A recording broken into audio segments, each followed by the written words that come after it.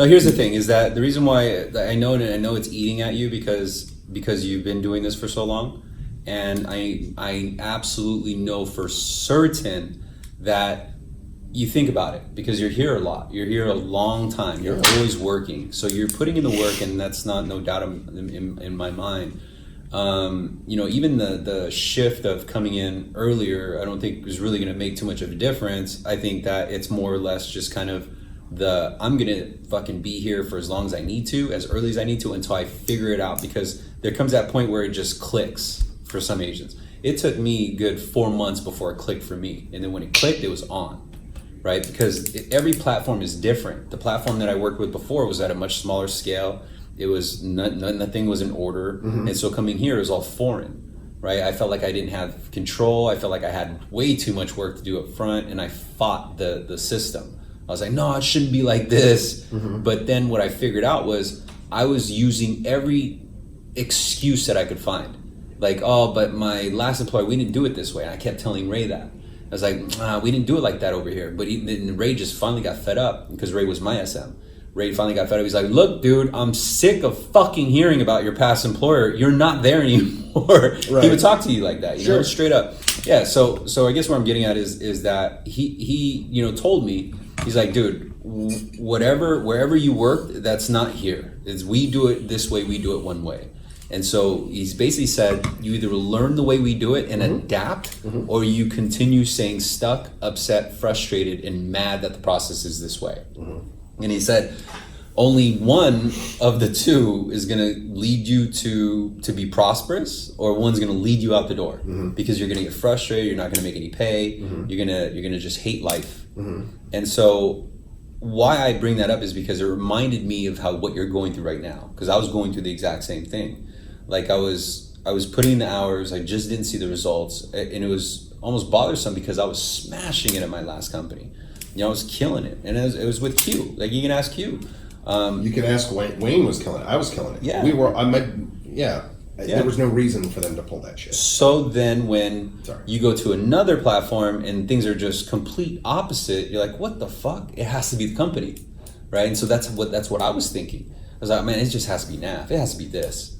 It can't be me, because I already saw the results. I know what it's like to be a top performer. I am a top performer. But the problem was that I was standing in my own way, and I didn't have enough self-awareness to say, all right,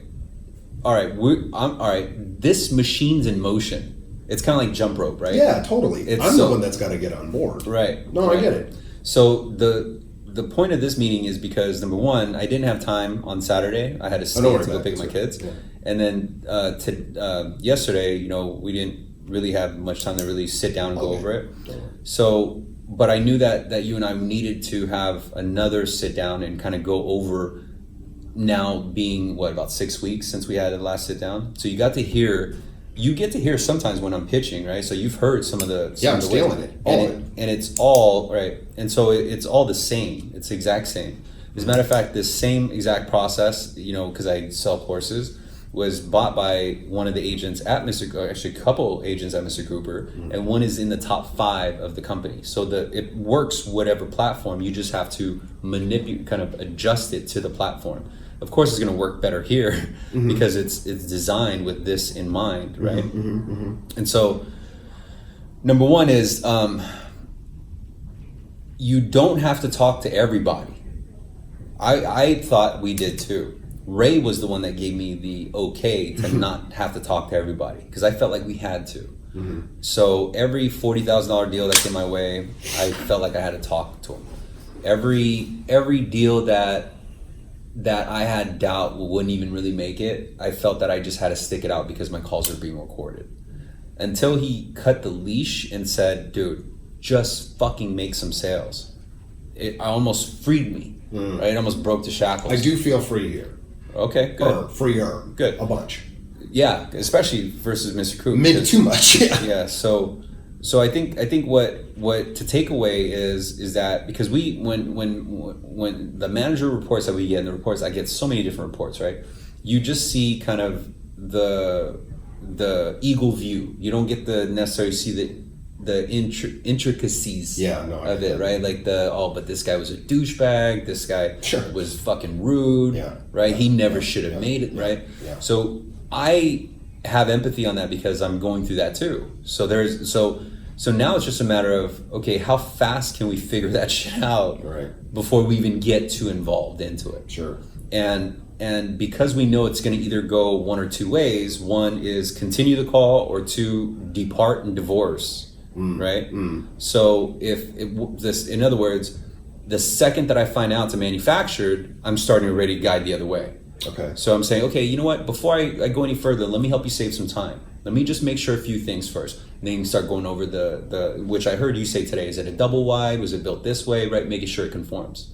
And then the loan amount. Oh, okay, the loan amount's about 60 grand. Oh, and then I'm looking at the state, Texas. Oh, okay. Let me check a few things first and I'll get back to you.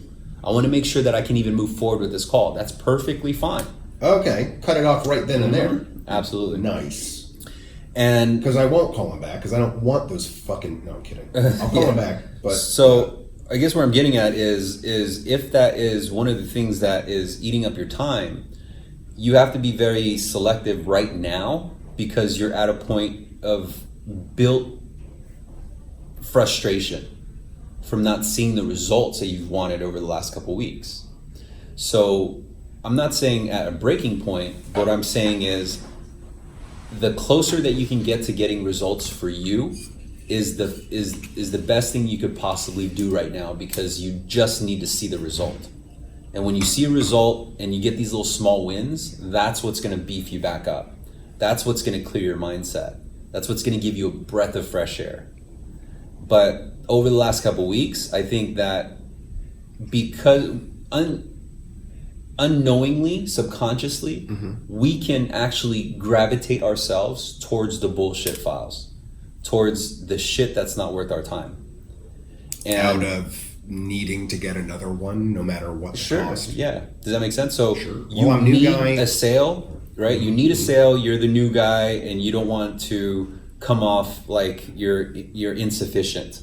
So you're taking as many calls as you want or as you can, but there's this almost, not, I want to say animosity, but this resentment that's building on the inside, to where the second that you see something that triggers you from a past mishap or fire that you just went through, it will bring it out, and then it will fuck up your whole momentum going throughout the day.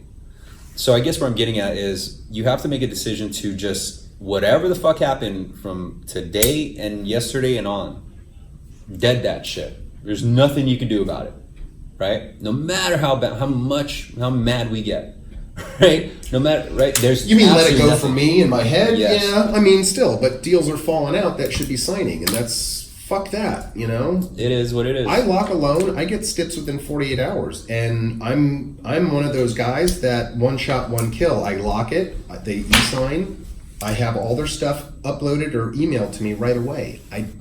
And the only difference was we were their servicer, and they didn't have to pay $400, whatever. That was it. Right. That's where I'm not. I mean, do you think in the client's mind, forget ag or mailer, let's just say in the client's mind, they almost don't want to move forward till they're okay with risking $400 if it's a risk or not, you know? Have you recorded your calls?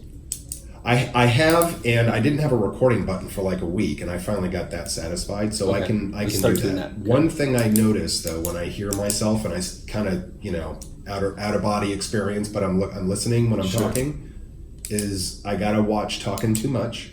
So that means for me, I gotta watch my caffeine intake. When I do that extra large Diet Coke, I got it right now. You know, didn't mean to interrupt, and I've sold just like this, just not in a while. So all I got to do is I got to get back to the.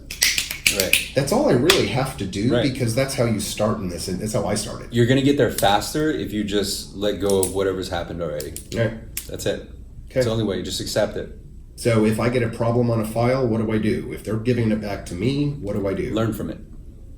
Just don't try and even fucking work it. Just cancel the thing. What you have in the pipeline now, you still have to manage, right? Fuck yeah. But you just have to learn from it. Yeah. So instead of looking at it like, fuck, here goes another one, just like learn from it. Like, man, this is a common trend. right?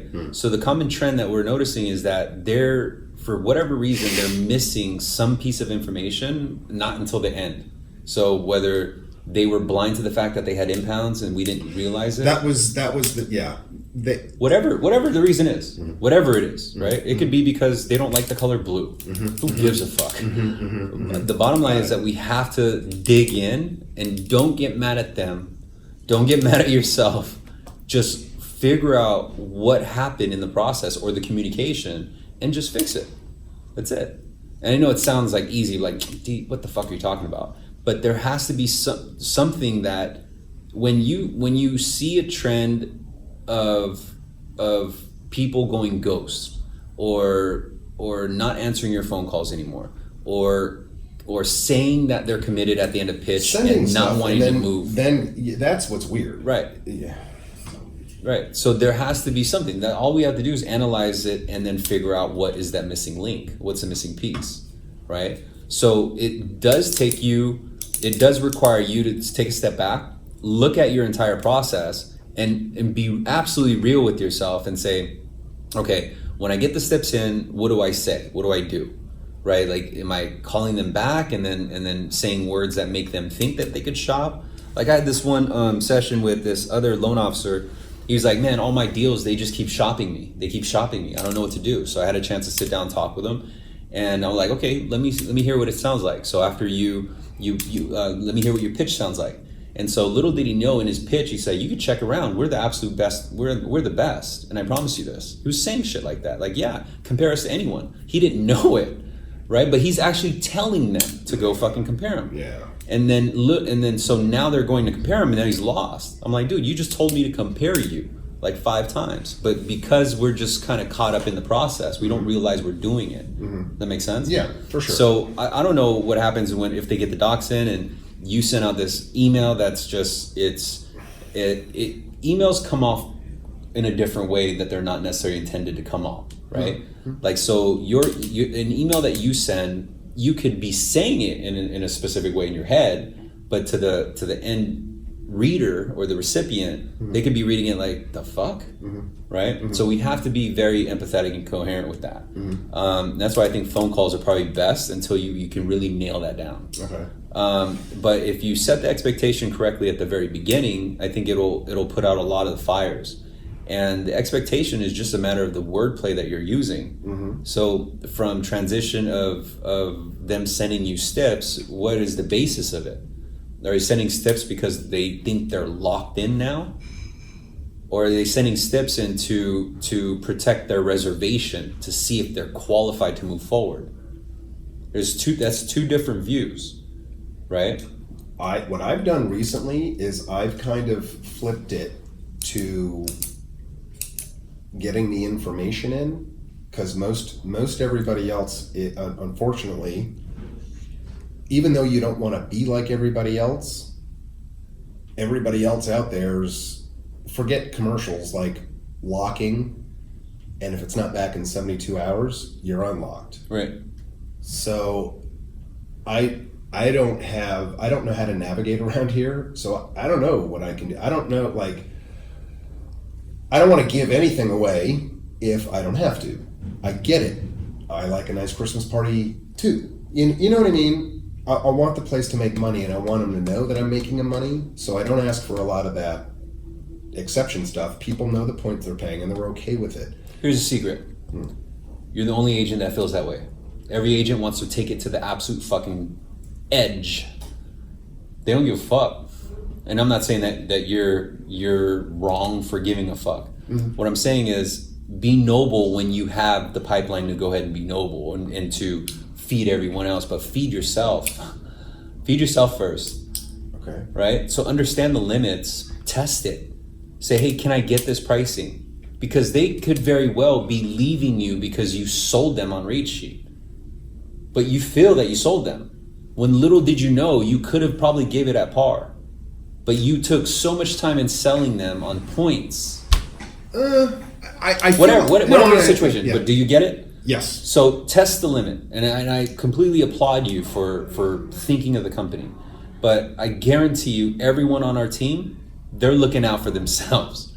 And there's nothing wrong with that. We should. We're salesmen. Yeah. What the fuck else are we here for? Yeah. I love the coffee. I love the AC. Thank you for the lights. Shut up. But at the end of the day, I'm here to fucking make money. Right? So you have to think that way. So don't hesitate to ask for PE for prices such, because I'm gonna tell you where the limit is. So I'm not gonna say ever let you get to a point where you're leaving the company high to dry, because I can't. That makes sense? Even I can't get that far. But you have to understand what your limits are. I'm just used to knowing. I know. That's all. I know. But that's why I brought up that example when Ray said, "I don't give a fuck where you used to work before." This is a different rhythm. This is a different boat. Okay. What am I missing then? Help me. That's what we're gonna find out right now. All right. So after you get the application, I think your first opening line, you already kind of got the gist of it from our first meeting, right? Yeah. Like how to drive through the conversation. So after I give you my social, how are we setting up the second call? So what I'll do is I'll get a credit review, and then I'll start running my reports here to see exactly what kind of pricing you want. I'll stop and I'll give them some options without confusing. On the very first call? Yes, before I hang up on the first call. What does that sound like? So we're looking at kind of just a general 30-year fixed, or do you want me to kind of, pay off, since you want to do this cash out refinance, if I'm saving you money monthly, maybe some of the money you're saving can go towards a 20-year fixed? Would you be interested? So that way I give them, I'm trying to do that thing you did in your thing, get them to not anticipate. I forgot what the word is. Yeah, anticipate. Yeah, get them to so I'll roll with it. Okay, yeah, sounds great. Okay, great. So give me about hour and a half, if that's good, and I'll call you back later and I'll let you know all my findings. Sounds good. Okay, right. Now start the second call. Hey, how are you? It's Sean from New American. Hey, what's up, Sean? Not much. Hey, in my review of your file, and I'm just getting new to this because I just copied it all down. In reviewing your file, I have a couple questions in regard to some of the debts and all that stuff, and I just wanted to see if you'd be open to it, because this is a way that's probably going to be able to propel you to where you've got a lot less debt, you've got a higher credit score, and you've got 6 to 8 months of reserves and built up in the bank to kind of be a normal human out there. You know what I mean? And not have to worry so much about it. Now, then the enemy is you and your spending. What do just because you have a paid off credit card, are you going to go ramp it back up again? I mean, that's what you just don't want to do. So, did you get my email from earlier on your property profile? I did. Okay. So in there's just information about the home and the loans and all that stuff. I don't know what it's going to appraise for. When we had talked initially, did you know of any sales in the area that might make your home come in higher than what we were talking about earlier? No, I don't know. Okay, because this is saying 450, so you think 450 is good, right? I hope. Well, this is how I'll ask most of my clients, so we can kind of get to the bottom of it. If you're hoping for 450, what do you think reality would be? To be honest, I just don't know. I don't work in real estate. I was hoping you would know. Yeah, well, I'm not the appraiser, but I can kind of come up with a good guesstimate. I'm seeing sales for 460 to 440, so let's just keep it at 450 for now. That seems common. Fair enough. Now these debts, I'm noticing your Discover card's at 15 grand, and that's probably what, 12%, 13% rate? Yeah, I think so. Maybe even 16. Maybe. Okay, so at $15,000 with a compounding interest rate at 16, you're probably never really going to pay that thing off. So that's one of the first ones I think we should examine getting rid of. So what we'll do is we'll write a mortgage that is large enough to cover the balance that you owe now, this Discover credit card. Now your new payment is going to be $300 less than what you're paying now on your mortgage. What's the rate on that? This is a special loan at 1%. Don't worry about it. It's amortized over 100 years. So what we're going to do is we're going to kind of save the $300 on the credit card. The new loan's going to save you $300. You've got a $600 savings. You just gave yourself $600 a month. So if you want to go get maybe a small car, have fun. If the kids are turning 16. What's the rate on this, Sean? Let me look here because I'm looking at more of just the dynamic of the loan. Which would you be comfortable with a payment around $2,000 a month? I mean, my mortgage payment right now is $1,900. Well, that's right. Well, no, the new mortgage payment's saving you $300 a month. So the new mortgage payment's saving you $300. You're paying off the Discover card. That's $300. So even though your rate right now is 3.875, you've got mortgage insurance. This will alleviate the mortgage insurance. This will put you in an interest rate that is, let's say, 30-year fixed. To give you an idea, it's going to be at about 4.5. So my rate's going up and my payment's going up. Okay, well, in your eyes, you see your payment going up. What I see is your debt's getting let go. Keep in mind, this loan that I'm talking about, this is more of a in-between loan. This is a loan that I use to clean up everybody's credit profile, but it's also nice when you have the equity in the home and you're still taking cash out. So here's how I do what it is that we do here. I would refinance the home into an FHA. Now, those rates are a lot lower. It's what you have now, so you'll still have the MI, but unlike your current loan, this loan is going to be a lower rate than what you have because this is only going to be fixed for 5 years. Okay, cool. All right, may I? Yep. Okay. So first off, when you transition to the second call, remove the options because they need to feel that whatever you give them is just what they get. I see. Because during the conversation, you're sprinkling in there that we are a direct conduit. We're not a broker. Basically, the only thing that we can put in front of them is what they qualify for. And the only way we can even offer anything is if we can help them. We have to be able to help them. And the sense of that is felt because right from the very beginning of the call, I say, you know what, before I even begin, let me ask a few basic questions first just to make sure I can even complete the call. If I can, I'll show you exactly what I can do. If I can't, I'm gonna help you save a ton of time and point you in the right direction. So they already get the feeling that, oh, okay, well, cool, win-win, right? Remove the guard. Now we're extracting all the information where we close them. We don't ask them, like, what do they want anymore? Because that conversation told you already that they have a $15,000 Discover card. And so I think that when you transition to the second call, it's very, very, very important that after you get the credit report, you just let them know, say, okay, I'm going to go to work on your disclosures and I'm going to email it to your iCloud account. If I run into any hiccups, I'll give you a call before I send them out. That's it. In the first conversation, you already know when the second party is going to be available. Because I'm never pitching one of them alone. Well, that's something else I'm going to stop right now because my Motiki guy, that's more of a language barrier. Okay. Yeah, whoever. So in the first conversation, I use the consent as reason as my way of figuring out when they're both going to be available.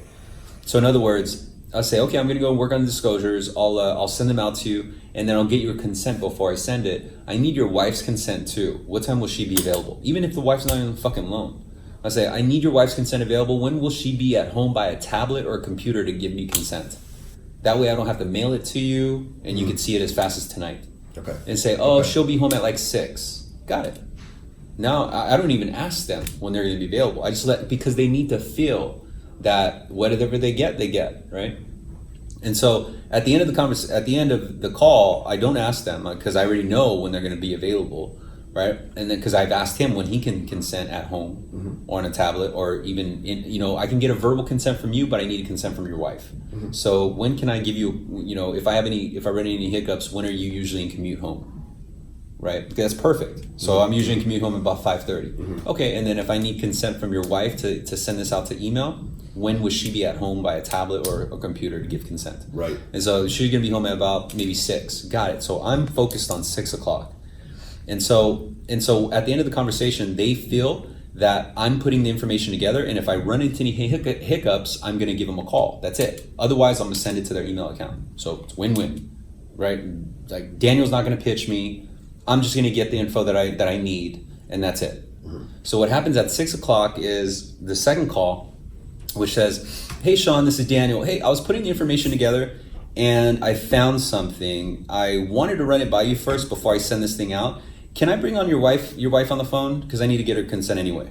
Yeah, let's go ahead. Okay, I'm gonna conference her in. Hold on 1 second. Now I bring on the wife. Hey, Mrs. Sean, I got Sean on the phone with us. I was just actually telling him I'm gonna go ahead and send out the disclosures. I had a chance to speak with him today and I found something. I wanted to get your feedback first before I send it out. Now, I noticed a few things that the credit bureaus were saying that ultimately drives your credit score. And what each one of them were saying, all three, TransUnion, Equifax, and Experian were saying, is that the credit balance to credit ratio is too high. And what they're talking about is your Discover, your Barclay, and your Visa, because the balance exceeds 30% of its max credit. And so I have an idea. I think we can help you remove this. If we can actually drive up these FICO scores while at the same time helping you remove a lot of this revolving debt. Question for you, how much do you send on this Discover? Whatever the payment is. Right. Well, no, because the payment could say $50, right? But then I pay the minimum. Okay, then. That's what I meant. Oh, okay, yeah. Say, okay, got it. So you just pay the minimum. Do you ever at all send above and beyond? When I have a good month here and there, sure. Got it. Now, you shared with me in the first conversation, because I asked you a question what your net income was, that usually when all the bills are paid, there's not really much going left, or there's not really much left to save in the bank. As a matter of fact, I think you said your balance is about $200. Mrs. Sean, is that about right? About $200 average in checking and savings? Got it. So that's probably why you have to send the minimum. And for as long as that remains true, the credit bureaus are going to continue making those comments, which is going to weigh down your FICO score. Now, here's my idea, is that your total payment with the credit card and the mortgage, everything comes out to about $3,300. My idea is to show you how to bring that down by about $400.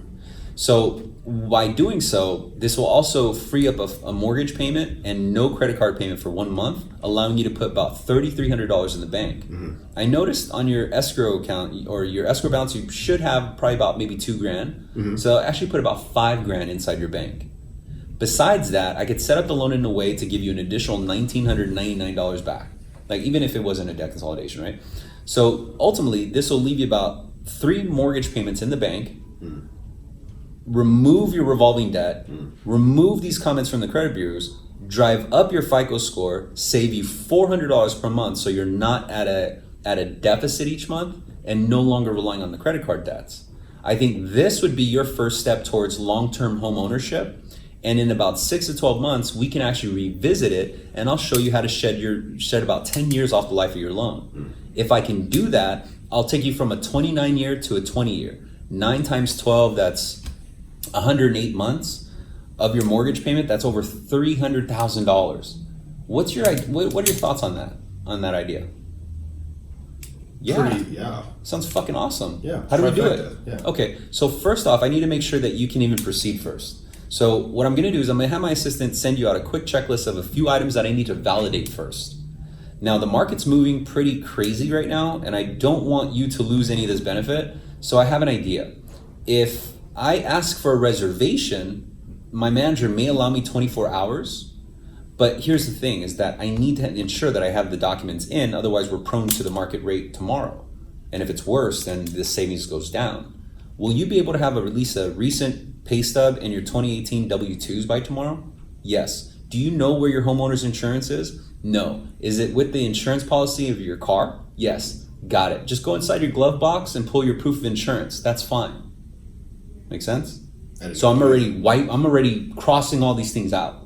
My assistant has an attachment to her email. All you got to do is print and hand sign those items. Once I get it, it takes me less than 10 minutes to validate, and if we're good to proceed, I'll let you know. That's it. It's a reservation. Never did I put because you're doing everything right as far as framing them, but I think it's too much detail. There's too much information. Of the plan right forward. Right. That's what I see the difference is. Right. You're literally. I'm just walking them through. You're right. just. Yeah. Right. As opposed to saying, okay, that credit card was about 16%. Right. That's more small talk. Okay. That's you just got to keep pounding the benefit and the results and what it's going to do for them, but minimize it and just drive it. right? Got it. So when the wife is hearing all this, you already got rapport from her because you're just simply repeating everything you learned from him, right? Like, oh, okay, this guy knows. Okay, I trust him now. Oh yeah, everything sounds great. How we do it now? They're not worried about the price. They're not worried about the rate. They're not worried about. They weren't worried about a special program that I would have to reply back and say 1% amortized over 100 years, right? Some people are going to take that lightly. Some people won't, and they'll be like, "Oh, what's this guy hiding?" Does that make sense? Yeah, absolutely. So I think that the transition from the first call to the second call just needs a bit tweaking. And then the second call, the way that it's being driven just has to be consolidated. And all you're doing is just sharing with them a quick idea. They have to feel that it's an idea. There you go. You're right. I didn't put that into words. Right. And so at the end of it, when your way of asking for the sales, what are your thoughts on that idea? Because even if they say, oh, I don't like that idea. Okay, I thought you were going to say that. So what I'll do, and now you get to go back without having to feel like you're pitching them another program. Yeah. But when you're putting together the program, you should already be positioned to where you know what's going to help them. Not saying at the end of the first call, say, hey, if I could show you a 20-year fix, would you like to see that? You should already know whether or not they could afford it or not. So the example that we use, if they had like a $15,000 Discover card, the first step is to, if you heard how I broke it up, it was, let's do this first, and then in about 6 to 12 months, I could show you how to take 10 years off the life of your loan. So now it becomes a stepping stone, locks me in a redo, and builds up the anticipation. Okay, yeah, bring me there. Does that make sense? Yeah, absolutely. Okay. Yeah, so I think that if you could just maybe reframe all that, but everything sounds pretty much on point, like as far as the direction you're going and kind of the message that you were giving at the second call, the way the conversation started, you were framing them, or you attempted to frame them. Now it's just a matter of kind of just making a few minor tweaks. And then, of course, at the very end of it all, I think it's just important to let go of all the baggage, the experiences that you've had thus far, and use it as motivation, right? Because the only thing that you can do is either one, adapt, or number two, just continue kind of getting mad at everything, right? Like the results that you've faced. And the fastest, what I've learned is that whenever I go through a rut, the best thing to do is just to cleanse yourself of that shit. And just say, you know what, whatever fucking happened. There's nothing I can do to change that shit anymore. Yeah. Right? So if I lost that deal, fuck it, I lost that deal, and I'm going to replace it.